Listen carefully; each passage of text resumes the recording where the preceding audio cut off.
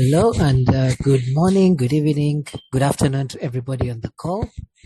I don't know if I am audible. Can somebody please confirm if you can all hear me? Yes, we can hear you, Daudi. Thank you very much, Jesse. A very warm welcome to all those that have joined us for this exciting webinar about elevating your leadership. My name is Daudi Mugabi from the team at Global Age Leaders, and I'm very happy to be your host this morning or afternoon, depending on where you're listening from. I wanted to just give a brief overview about what Global Age Leaders is, why we have chosen this topic, and then go ahead to introduce our guest speaker. So Global Age Leaders is a movement or a platform where we aim to empower individuals with the leadership skills that are often overlooked within the archetypical teachings in society. So there are some soft skills that are really necessary to help us become better communicators, better leaders, and these are often overlooked in the normal curricula that you look at. So Global Age Leaders was a platform started to help those individuals that want to learn these soft skills and harness and develop them. And part of our initiative, over and above the taught classes that we have, which are paid for, are these free webinars where we invite experts who share with us a little bit about certain subjects that can help us grow and understand these key skills. These sessions are free of charge and they are always recorded. So if you go to our website, which is globalageleaders.com,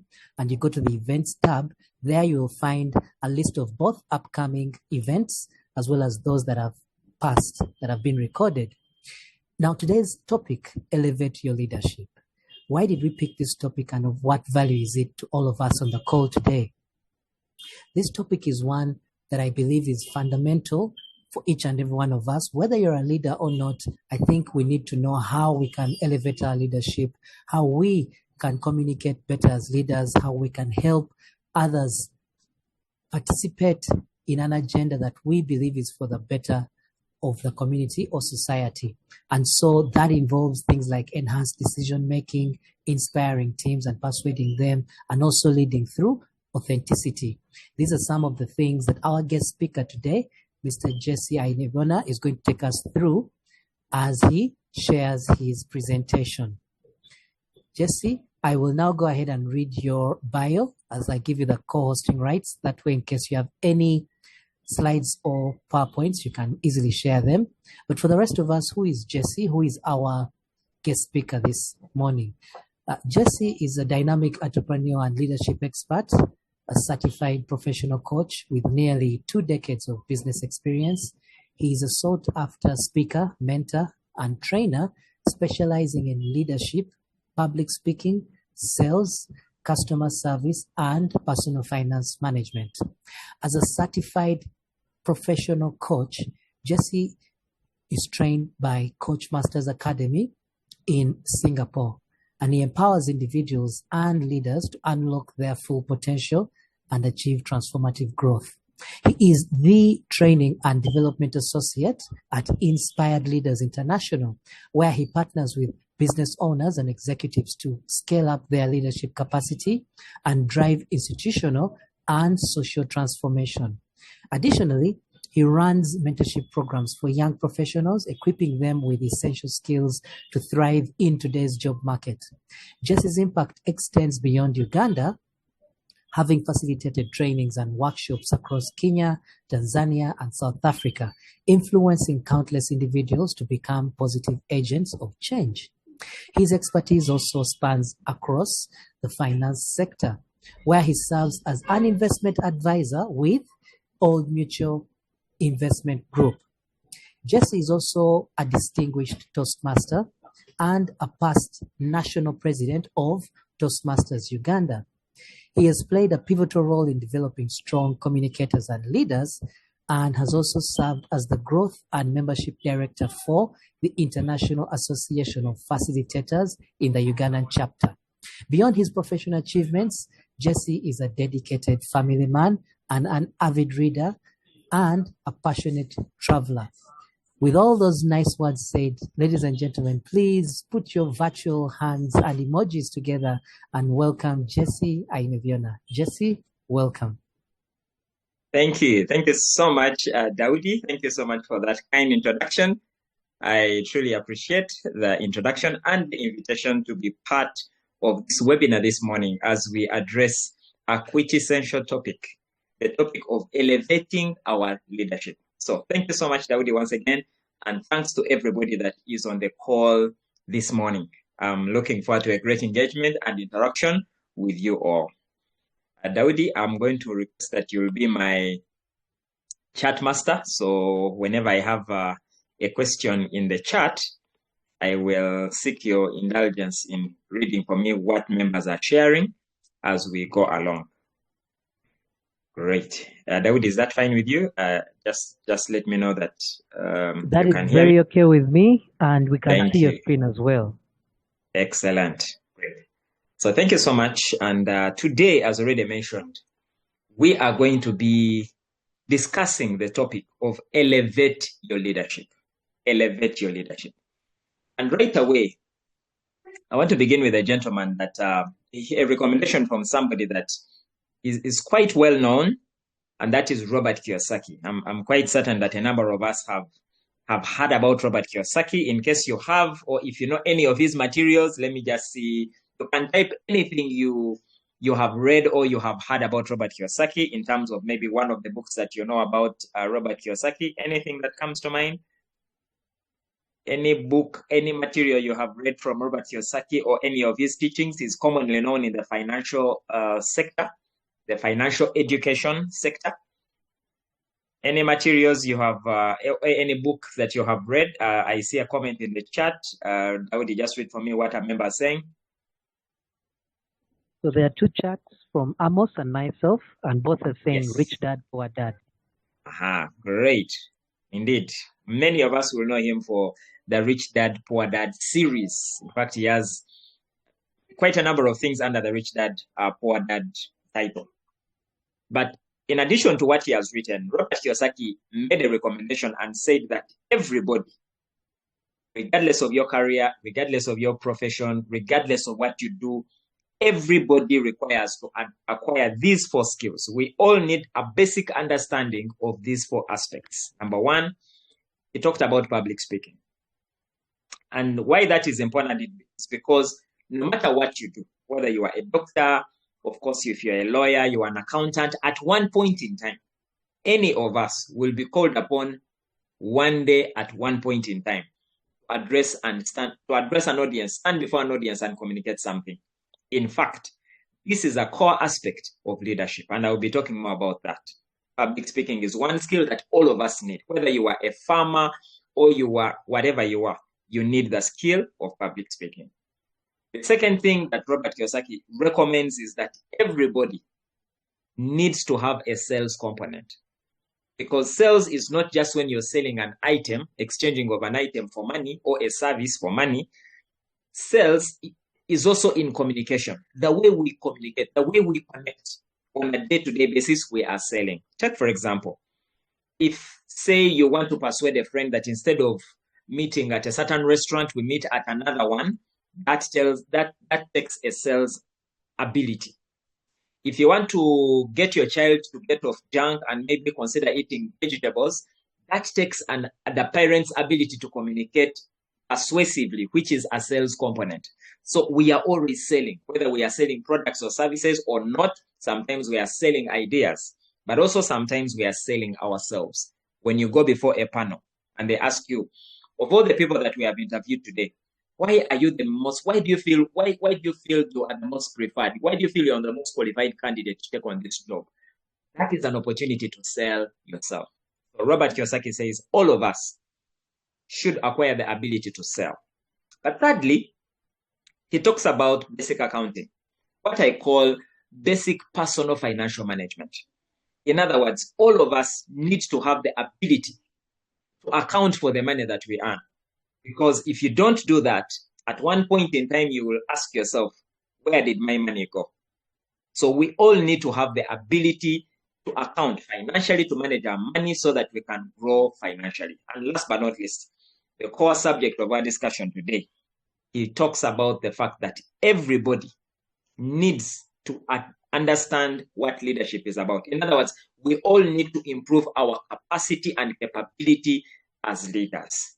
And that is going to be our major topic for today. So what we are discussing falls quite in line with one of the fundamental skills that everybody needs, regardless of what you do or where you may be. Everybody needs to understand something about leadership. And by becoming a better leader, you can transform life in many and profound ways. So let's go straight to the topic of leadership. Just to hear your thoughts. To you, what is leadership? To you, what is leadership? I would like to hear from us. To you, what is leadership? It doesn't have to be a dictionary meaning, just the basic understanding. When you think about leadership, what comes to your mind? What comes to your mind when you think about leadership? Okay, I see a few comments coming in. Thank you so much. Would you go ahead and read for me that some of the comments that are coming in about what members understand by this word we call leadership. Something that we talk about all the time, but sometimes we need to stop and ask ourselves, what exactly is leadership? Over to you, Daudi. All right. So Brenda says, taking someone or people somewhere. That's a description. I had also shared one, which is the ability to have willing followers. And then Amos says, influencing others. Okay. Thank you. Thank you so much. I like those comments that have come through. Taking someone or some people somewhere. Awesome. So leadership support, in that definition, what I'm hearing is, first of all, you're taking someone. So there are two things here. Number one, there are people. It could be one person or it could be a group of people. That means even if one person is following you, you are indeed a leader. So to this person, Brenda, I think, as according to Daudi, she says that taking someone or people somewhere. So if you're taking people somewhere, that is leadership. Thank you. Another definition that I picked up there said ability to get people to follow you willingly, or ability to, what was that? Ability to something about willing followers. Okay. So it simply means that you're getting people to follow you, but willingly, not by force. That's what I'm getting there. And then the last one is the bit on influence, the ability to influence. And I just want to associate myself with what you have already mentioned. In a way, you read my notes, because one of the definitions I just wanted to bring forth is the ability to rally people towards a common goal. That ties in well with the first comment about taking someone or people somewhere. In this case, we are saying the ability to rally people. First of all, you rally people, and then you're not just rallying them just for just, as we say sometimes. We are rallying them towards a particular goal, a common goal. So we are taking them somewhere. So leadership has to do with moving people from one place to another. In fact, if you are a leader and nothing changed in your tenure, then we might want to rethink whether your leadership was effective. Because leadership in its nature has got a transformational effect. It has a way of moving things from one place to another. It is not just moving it for the sake, but it is moving it for the better. So towards the common goal, ability to rally people towards the common goal. The other definition that came in there was the ability to get people to follow you willingly. Ties in well with the second comment that you read, Daudi. The ability to get people to follow you willingly. You are not forcing people. Yes, there is that, and it's also another type of leadership. At this point in time, we are talking about leadership. And by the way, both good leadership and bad leadership have certain things in common. Both good leadership, because there are good leaders, but there are also bad leaders. All of them are leaders. Now, of course, when one has a positive effect on people, that is good leadership. But when someone has a negative effect on people, that is bad leadership. But all of them are leaders. And in all of them, leadership applies. So here we are talking about principles of good leadership. Ability to get people to follow you willingly. You could also get people to follow you by force. That could also be leadership, but not the kind of leadership we are advocating for this morning. Leadership is also the ability to create an environment where people are empowered to thrive. That if you can create an environment where people feel supported, people feel empowered, people are able to thrive and perform better. That is leadership. And the last comment I will read is the one which ties in with the last comment that Daudi read when he said that leadership is influence. Indeed, according to John Maxwell, he says that leadership is influence. Nothing more, nothing less. According to him, if you have the ability to influence, that is leadership. Nothing more, nothing less. And we'll be talking more about what does influence look like? What does it mean to influence? So that is our understanding of leadership. Now, John Maxwell also says that everything rises and falls on leadership. Everything rises and falls on leadership. And I want to ask a question. Do you agree with this statement or you don't agree with it? And if so, why? So let me hear your thoughts again. Do you believe that indeed everything rises and falls on leadership? If you agree, why do you agree? If you don't agree, it's okay. Why do you disagree? Let me hear a few comments on that. What are your comments? Do you believe that everything indeed rises and falls on leadership? Okay, I will just wait for a few comments and then hear from you. The topic of discussion here today is on leadership, and I want to hear from you. Do you indeed believe that everything rises and falls on leadership? Is it true for you or it is not true for you? I would like to hear your thoughts. Did we have a comment in the chat? One person says agree. Great. Do they give a comment as to why they agree? No. Okay, very fine. Right. So talking about everything rises and falls on leadership, and feel free to bring your thoughts on board. Feel free to type your thoughts in the chat. I would like to say, I would also like to agree with the person who has agreed and say, yes, I agree that indeed everything rises and falls on leadership.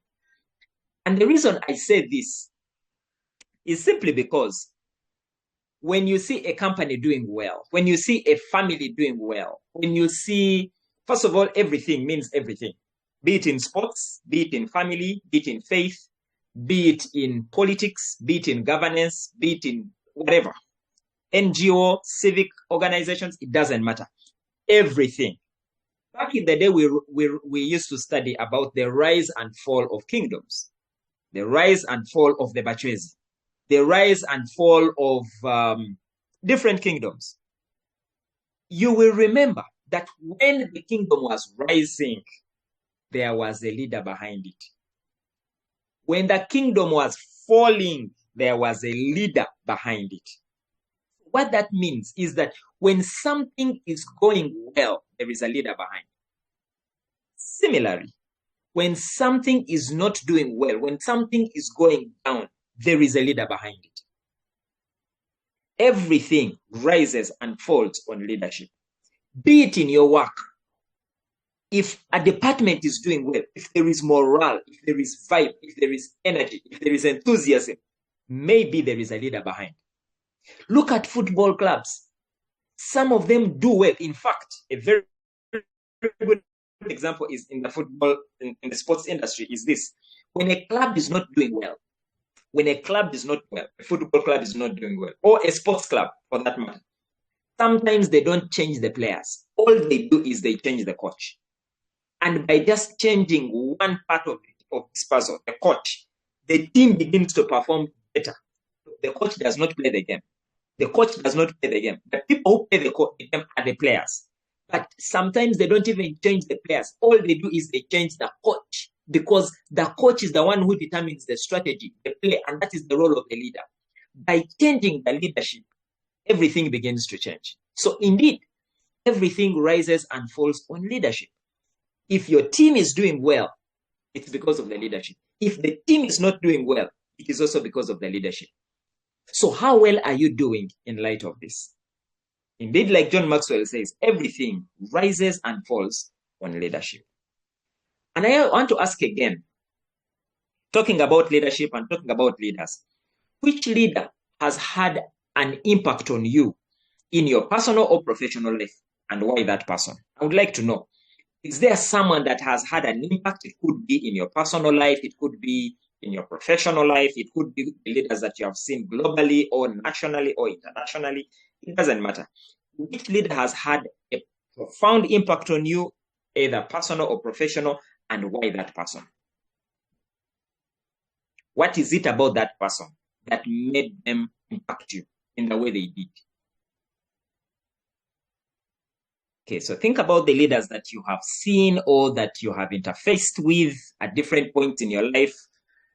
Who has had a profound impact? And it could be the global leaders that we read and hear about, like Nelson Mandela, the big global icons. But it could also be in your personal life. Maybe it is your father, maybe it is your mother, maybe it is your uncle, maybe it is that man in the village who really demonstrated a certain unique ability in terms of leadership. Which leader has had a profound impact on you, either personally or professionally, and why? I see a comment. Daudi, go ahead and read for us that comment. Yes, that comment is from myself, and that is Nelson Mandela. The reason being is his ability to unite two divisive sides that were great enemies. Great. Thank you. So the ability to unite two divisive sides that were great enemies, he brings them together and then he brings peace.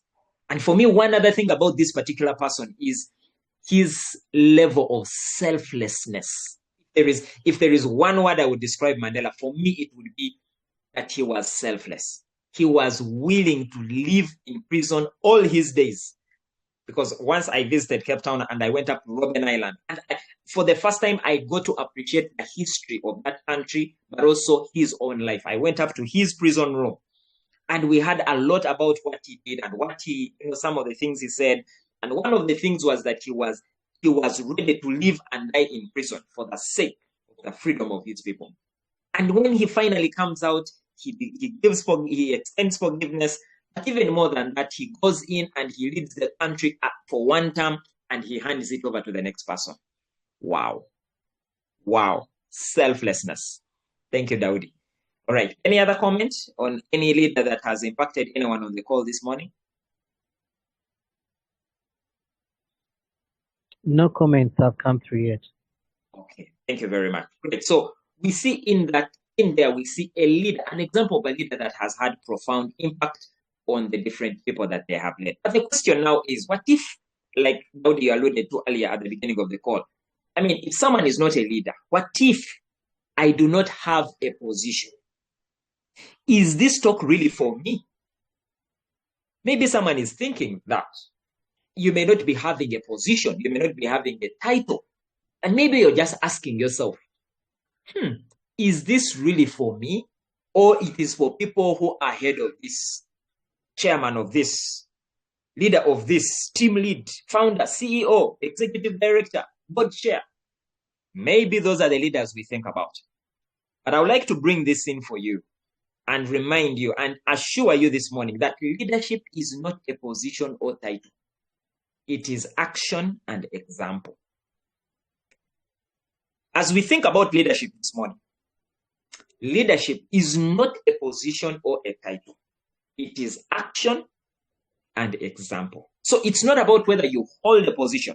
It's not whether you hold a title. It is just about action and example. In fact, it is this dilemma that led someone to write a book, and his title was this: So Many Leaders, So Little Leadership. John Stanko looked around and he noticed that there are so many people that go around calling themselves leaders. Leader of this, head of this, founder of this. There are so many people with positions and titles of leaders. But when he looked around, he noticed there was so little leadership. So he wrote this book, So Many Leaders, Yet So Little Leadership. There are so many people that hold positions. There are so many people that have titles. But when you look around, there is little leadership being demonstrated. Why? Because leadership is not really about the title you hold. It is not really about the position you hold. It is about the action and the example that you set. That is leadership. So I would like to suggest to you, my dear friend, that even though you may be on this call and you don't hold any position, you don't hold any title, you are still in leadership. Why? Because leadership is not about which position or which title you hold. It is about what action you're taking, what example are you setting.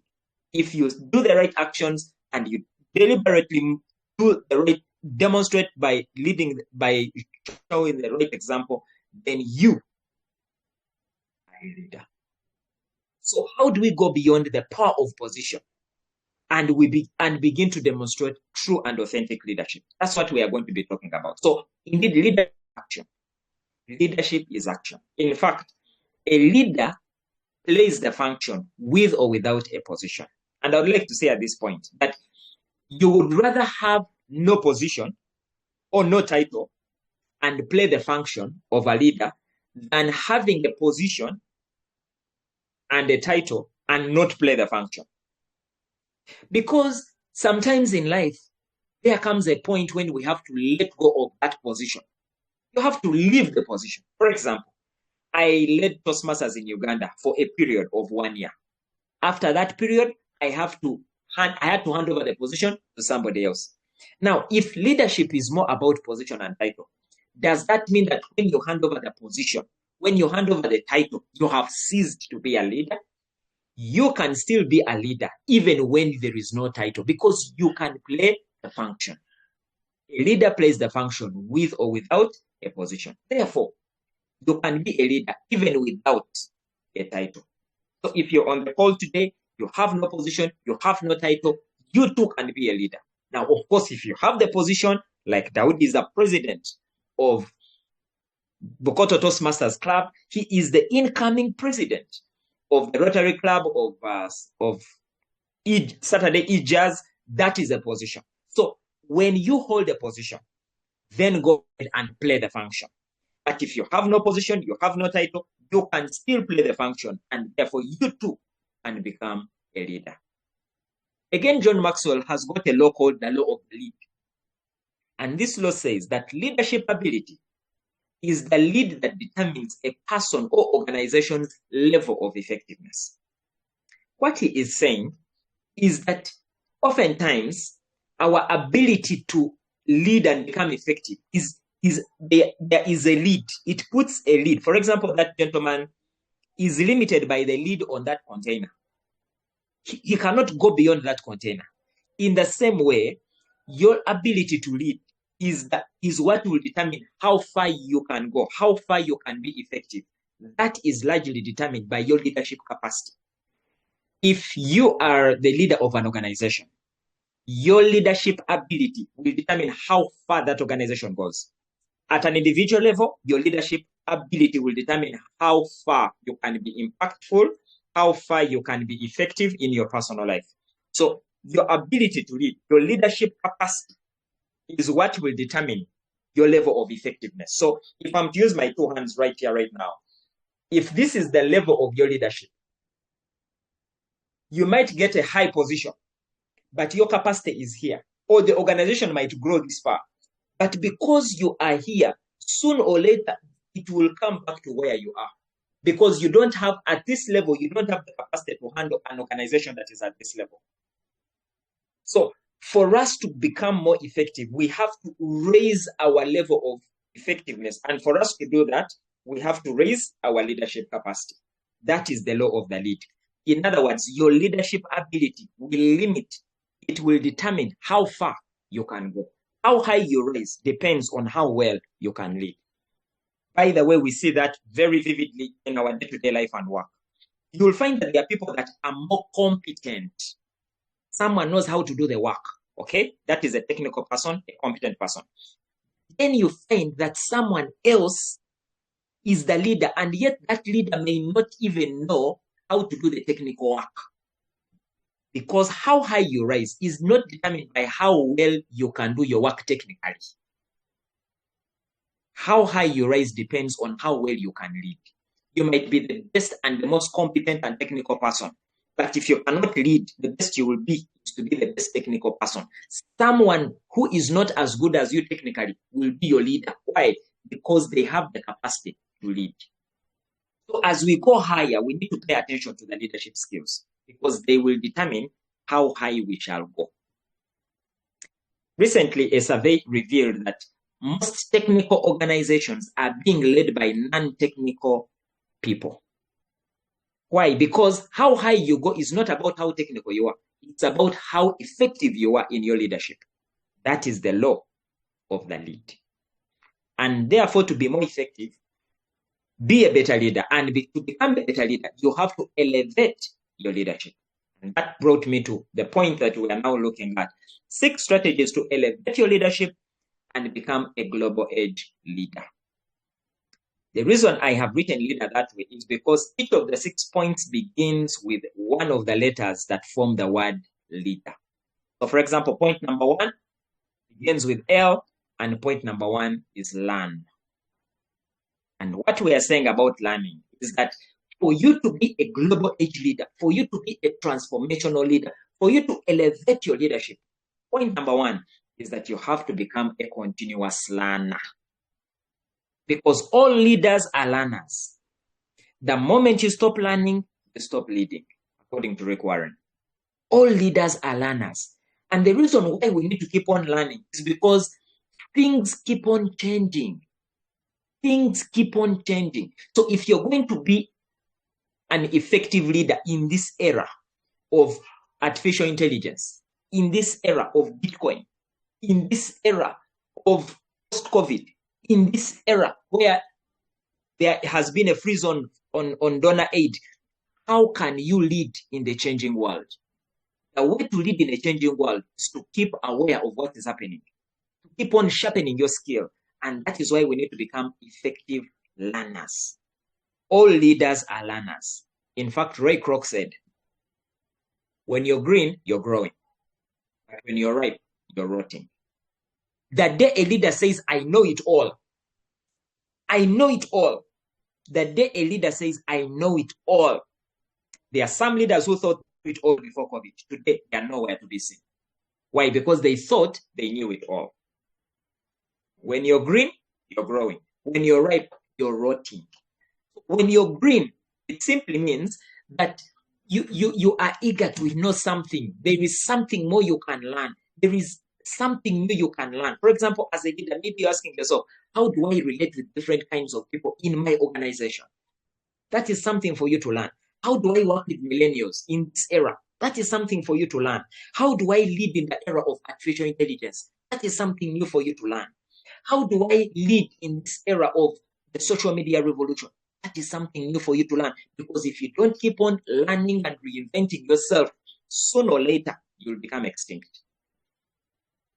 Sooner or later, the illiterates of the 21st century are not those who cannot read or write, but those who are not willing to learn and relearn, says Alvin Toffler. So as leaders, for us to be global age leaders, we have to be on a journey of continuous learning. So read that book, take that course, sign up for that webinar, pay and be part of the next leadership something, because this is where the knowledge is. That is where the people are. People that are in the industry, people that are grappling with some of the questions that you're having. And by putting those minds together, we begin to learn. Global age leaders are continuous learners. The L in the word leader stands for learn. The E, the second point to become a global age leader, is to be an example. We have to be role models. As you can see that quotation by Albert Schweitzer, it says, example is not the main thing in influencing others. It is the only thing. People will do what you do, not what you tell them to do. People do what you do, not what you say. Leadership is visual. That was done at Stanford University, and they realized that 89% of the things we learn are all visual. We learn when we see other people doing them. Look at a little child. How do they learn? They learn by observing. What you do is what they do. Leadership is visual. Leadership is about setting the example. If you want your team to be a certain way, lead by example. Be a role model. That way, you'll not have to struggle, because people don't follow your advice. People follow your example. So as a global age leader, be an example to the people that you are leading. The question I have for you, in case you are here and you're a team leader, what kind of team would you have if everyone in your team was like you? What kind of team would you have if everyone on your team was like you? Are you the kind of leader that says, come early and then you come in late? Are you the kind of leader that says, reply your messages promptly, but you delay to reply yours? Are you the kind of leader that says, go an extra mile, but you're the first, maybe to leave office? What kind of leader are you? Example is not the main thing in influencing. It is the only thing. To elevate your leadership, let's be role models who lead by example. Point number 3 is the A in leader, and that is attitude. It is about having a positive outlook, having an optimistic and uplifting way of looking at life. As a leader, you cannot go around telling people that I don't think this thing will work. It is our attitude, not aptitude, that determines our altitude. It is our attitude, not our aptitude, that determines our altitude. Attitude is your disposition. It is how you think. It's how you feel. It's how you perceive life. Attitude. Aptitude is how intelligent you are. It is the measure of your IQ, how clever, how intelligent you are. Altitude is how high you rise. Over time, it has been noticed that it is not about how intelligent you are, but about your attitude. If, for example, if you have an attitude of, I can learn something, I can do this even if I've not done it before, I can try it. When you have that kind of optimistic, positive outlook, you will rise higher than someone who may have the intelligence. So as a leader, you need to have an positive, uplifting attitude so that you can help your team to also see the impossible and believe that indeed they can achieve it. As a leader, as a global age leader, as a transformational leader, to elevate your leadership, transform your attitude. Remember, it is your attitude, not your aptitude, that determines your altitude. Moving to the next point on how to become a global age leader, I want to talk about the D, and that is the dream. The dream. Leaders, we talked about the fact that leaders are taking someone or some people somewhere. The question is, where? Leaders have got to know where they are taking the people. When we talk about a dream, we mean have a compelling vision of the future. A compelling vision of the future. Great leaders, according to Simon Sinek, must have 2 things. A vision of the future that does not yet exist, and the ability to communicate that vision clearly. That is a great leader. You must have 2 things. Number 1, a vision of the world that does not yet exist. So the question now is, which world does not yet exist? And how can you cast a vision of that kind of world? We saw that with Stephen Jobs. At a time when the world was selling big computers, he thought about a different kind of thing. And that's when he began to visualize a computer that you can hold in your hand, a computer that can play for you music, something that you can hold in your hands and you can move with it and it can make a difference in people's lives. That was his idea when he began to think about the iPhone. He began with the iPod and then it became the iPhone. Leaders must have 2 things: a vision of the world that does not yet exist and the ability to communicate that vision clearly. J.F. Kennedy in 1969 said, by the close of this decade, we shall have put man on the moon. And not just man on the moon, but man safely back on earth. And I can tell you, even when he died before seeing that dream, it came to pass. It came to pass. Because that was a great leader that communicated with vision. Leaders must have a vision. And you must communicate it clearly so that the people on your team can buy into that vision. Have that vision. The E in the leader is empowerment.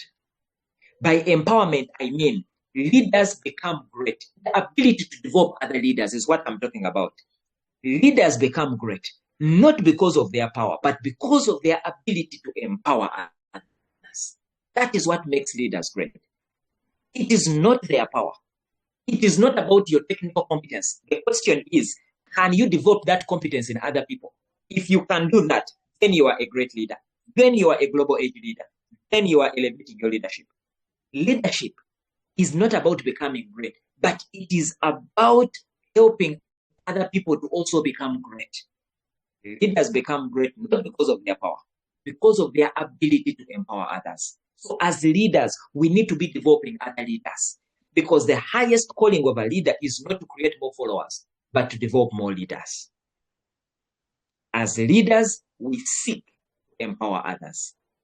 And last but not least, when we talk about leadership, we can't talk about leadership and not talk about how to relate with the people that you're leading. And that is why we are saying a leader must relate.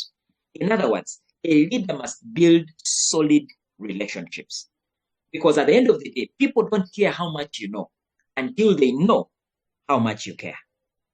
People will not go along with you if they cannot get along with you. We are saying as a leader, you are taking people from one place to another. Are you the kind of person that can get along with those people? Build authentic, deep, and solid relationships. Remember, people don't care how much you know until they know how much you care. So in conclusion, I want to say it is time to become a global leader. Remember, to become a continuous learner. Keep on learning. Secondly, lead by example and be a role model. That's how you're going to elevate your leadership and become a global age leader. Number 3, we have talked about attitude.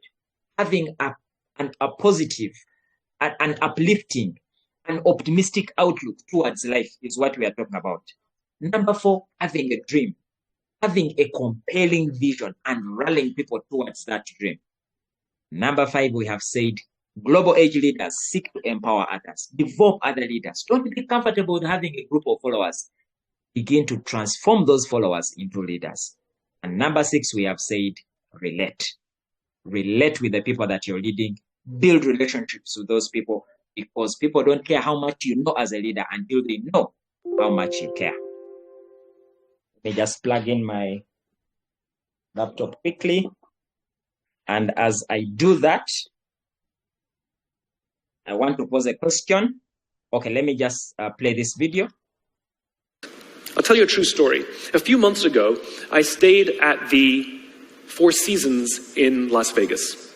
It is a wonderful hotel. And the reason it's a wonderful hotel is not because of the fancy beds. Any hotel can go and buy a fancy bed. The reason it's a wonderful hotel is because of the people who work there. If you walk past somebody at the Four Seasons and they say hello to you, you get the feeling that they actually wanted to say hello to you. It's not that somebody told them that you have to say hello to all the customers, say hello to all the guests, right? You actually feel that they care. Now, in their lobby, they have a coffee stand. And one afternoon, I went to buy a cup of coffee, and there was a barista by the name of Noah who was serving me. Noah was fantastic. He was friendly and fun, and he was engaging with me, and I had so much fun buying a cup of coffee, I actually think I gave 100% tip, right? He was wonderful. So as is my nature, I asked Noah, do you like your job? And without skipping a beat, Noah says, I love my job. And so I followed up. I said, what is it that the Four Seasons is doing that would make you say to me, I love my job? And without skipping a beat, Noah said, throughout the day, managers will walk past me and ask me how I'm doing, if there's anything that I need to do my job better. He said, not just my manager, any manager. And then he said something magical. He says, I also work at Caesar's Palace. And at Caesar's Palace, the managers are trying to make sure we're doing everything right. They catch us when we do things wrong. He says, when I go to work there, I like to keep my head under the radar and just get through the day so I can get my paycheck. He says, here at the Four Seasons, I feel I can be myself. Same person, entirely different experience from the customer who will engage with Noah. So we in leadership are always criticizing the people. We're always saying, we've got to get the right people on the bus. I've got to fill my team. I've got to get the right people. But the reality is, it's not the people. It's the leadership. If we create the right environment, we will get people like Noah at the Four Seasons. If we create the wrong environment, we will get people like Noah at Caesar's palace. There you go. It's about creating the environment.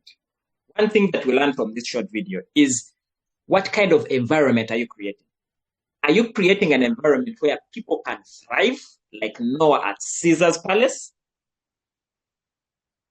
Or you are creating an environment where, are you creating the kind of environment where Noah can thrive in one place, or you're creating an environment where Noah can just go down, like, in other places, comparing the Four Seasons and Caesar's palace. So at the end of the day, you have to ask ourselves, what kind of environment am I creating for my people? That is how you elevate your leadership. So you want to become a global age leader, begin to create an empowering environment around you so that people can thrive, just like we have seen from the example of Noah. And I want to now end with a personal resolution. What are some of the things, what are the top 3 practical, specific, and actionable things you will do to elevate your leadership after this session? Just a reflection as I hand the meeting back, before I hand the meeting back to Daudi. So just want to hear from you, 10 of us on the call. What are the top 3 practical, specific, and actionable things you'll do to elevate your leadership? Feel free to type in the chat or write in your notebook. Most importantly, the purpose of this session is really to help us to take away nuggets that are going to transform our lives. So I'm eager to hear some of your key takeaways from this session and how you will take and implement them. I see another comment. Daudi, you can read for us some of those comments as we bring this call to a conclusion. Okay, one says lead by example. The other says from Brenda, learn, and learn more. Focus on people and lead by example. Great. Thank you so much. So let's keep engaging. Those are some of my social media handles. Let's keep engaging. Let's keep in touch. Let's continue to elevate our personal leadership so that we can go and impact the world. So thank you so much. Over to you, Daudi.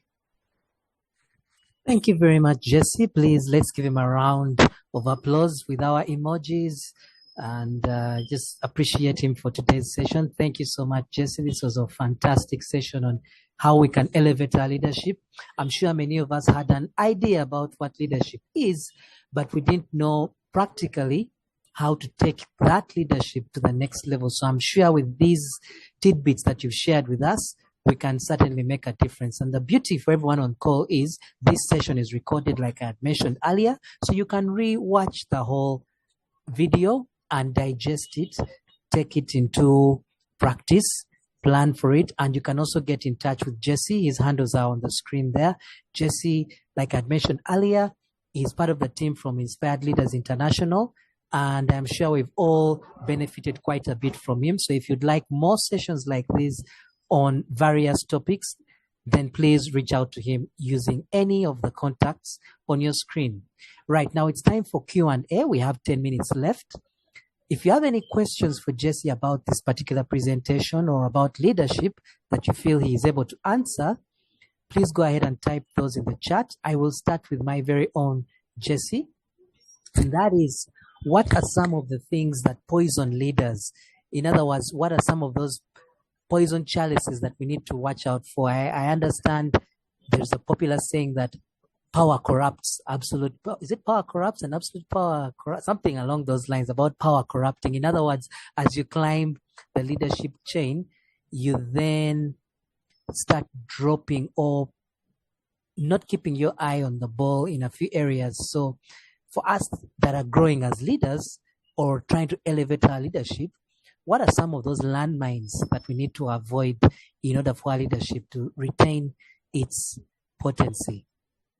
And members, please type in the chat if you have any questions or raise your hand virtually. I'll select you. But for now, that's my question, Jesse. Thank you. Thank you so much, Daudi. Very, very important question there. When you're walking in a war zone, you want to be sure that you don't step on a landmine. And the question is about, what are some of the landmines that we need to avoid as leaders. Landmines. Some of the landmines that quickly come to mind. Number one, thinking that what you did yesterday will apply to today's situation. That can be a landmine. Why that is a landmine is because situations vary. Situations are different. So you can, what got you here? Like Goldsmith, Marshall Goldsmith wrote in his book, what brought you here? What got you here won't take you there. Same thing applies in leadership. What worked before may not work today. So something that you need to be mindful about there is be mindful about thinking that you know it all. As a leader, like we said in number one, keep on learning. Keep on learning. The second one is, quickly that comes to mind, is being infatuated with the perks of leadership as opposed to the responsibilities of leadership. Sometimes we are more attracted to leadership because of the perks, because of the privileges, because of the benefits that come along. But we don't look at what we are responsible for. Being so full on perks and entitlements and not being focused on the duty, according to me, is a landmine that we need to look out for. Something else that comes to mind is a research that was done on this very question that you have asked, Daudi. And the research was, why is it that many leaders don't finish well? They went and they did a survey across about 1,000 leaders. And they got to find out that only 1 out of 3 leaders who started well finished well. So in other words, if you are seated with maybe 2 other people, realize that, for example, out of those 3, 1 of you will finish well. So you can choose who will finish well. And they went ahead to outline some of the reasons why many leaders did not finish well. They came up with 6 reasons. I will just run them through quickly because our time is gone. Number 1, abuse of power. Abuse of power. They got into a place of leadership and they began to abuse the power that they had got. Power. So the way we use power, sometimes we use it, but sometimes we abuse it. Abuse of power. 2, abuse of money. In other words, not properly accounting for financial resources. And you know that has been a major cause of many leaders in many places. That has caused the downfall for many leaders. Misuse of money. 3, they got to find out that many leaders did not finish well because of some of what they call of sex. Many leaders were not able to keep their zips up. I'll just leave that one there. Number 4, they called it unresolved family conflict. In other words, there was conflict in their personal life, in their family life, and it flowed into their professional life, and it affected their ability to perform well at work. Unresolved family conflict. Number 5 was a term they called inordinate pride. Being proud. Being proud. You were a humble person. You were given this position. It went to your head. You became proud. And number 6 was plateauing. Plateauing is when it's a geographical term for a raised flat land. So you have been climbing, now you have arrived, and you have now plateaued. That is the mindset of saying, I know it all. I'm no longer going for these courses and webinars. Plateauing. Those are the 6 reasons as to why majority of the leaders did not finish well. That's what I can say, Daudi. Thank you very much, Jesse. We have actually a few other questions. There are 2 in the chat. The first one, which I think is easier to answer, comes from Brenda. And that is leadership majorly a calling or can it be developed? I don't know if you want to take both questions or you want to start with that one and then I go to Amos's, which is quite long. Okay, thank you. The question, that question is usually rephrased as, are leaders born or they are made? Are leaders born or they are made? Thank you, Brenda, for asking. Indeed, when you think about that, is it a calling? Just to use your exact words, let me see. Read for me the question again, just to use the exact words that... Is it a calling or can it be developed? Okay, is it a calling or can it be developed? I would like to say that leadership can be developed. Leadership can be developed. For example, all of us can become ardent learners that can adapt to trends. We can become better leaders. All of us can just lead by example. Just lead. Live the life that you know, do what you know is right, according to the laws of the land and according to your personal ethics. All of us can have an uplifting and empowering attitude. All of us can have a compelling dream. In fact, all of us should be having a dream that we are working towards. All of us should be able to empower and help other people to do what we can do. That enables you to delegate to other people. All of us should be able to build some good relationships around us. Those are the things that leaders do. So in other words, leadership is not innate. It's not something that we are born with. Some people might have a natural inclination. Yes, they do. But majority of us who may not have been born natural leaders can develop leadership. All of us, I truly believe that everyone and anyone can develop the art of leadership. Some people, like I said, might have the natural inclination, and that applies to some people. But majority, the vast majority, are people that may not have got this leadership thing at the beginning, but along the way, they can develop the art of becoming a leader by simply doing the things that leaders do. How do we become leaders? We become leaders by doing the things that leaders do. So if we can do the things that leaders do, then we are developing our ability to become better leaders. I believe that leadership can be developed. There was a question about, I think from Amos, how do I inspire without micromanaging? For example, I often allow my teenage children to make decisions and manage their own affairs. However, I'm forced to intervene as they often lose track of the goal.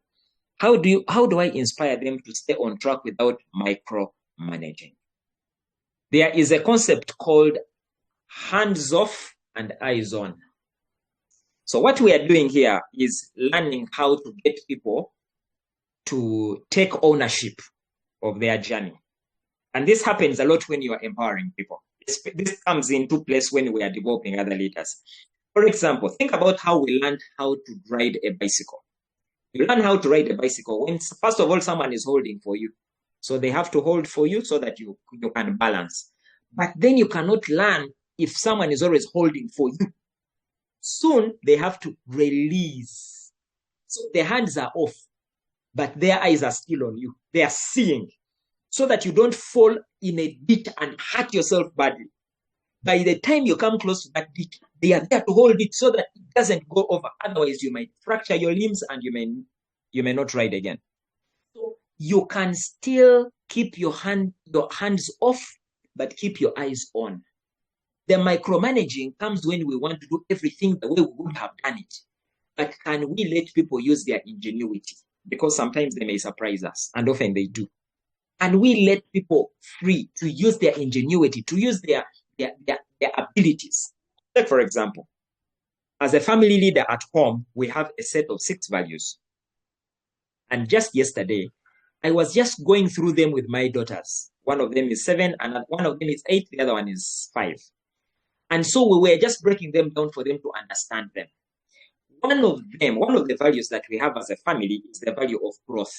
So I was asking them, what does growth mean to you? At some point when they hesitated because they were still thinking, I tried to bring in a way to define it. And they said, no, Daddy, let us use our heads, because if we use our heads, we shall get it. We shall remember it better. I said, that's beautiful. That's really nice. And at the end of the day, they came up with the definition of growth means continually getting better. That was their language. We are getting better. That is growth. So instead of me coming in with my definition, why not allow them to come up with it? So in a way, micromanaging means that I am the one doing everything.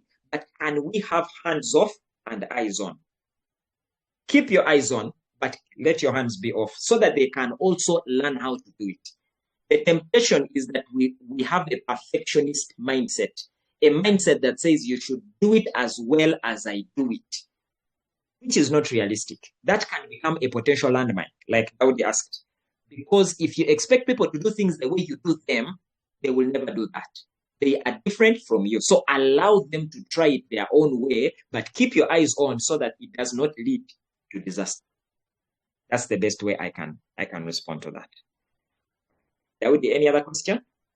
Right. So I don't see any other questions. I want to take this opportunity to thank each and everybody that has joined us on the call today. Thank you, Jesse. A special thank you to you for taking us through this wonderful session on elevating our leadership. And thank you to our participants who've asked those insightful questions. I am sure with the acronym that you've given us, leadership, we are able to break that down and take away some action points for us to become even better leaders.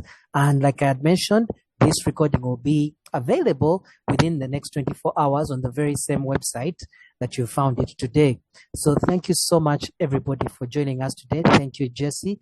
And maybe just before you go, you can restate how people can get to connect with you, your contacts, the website, and then we'll call it a day. All right. Thank you so much.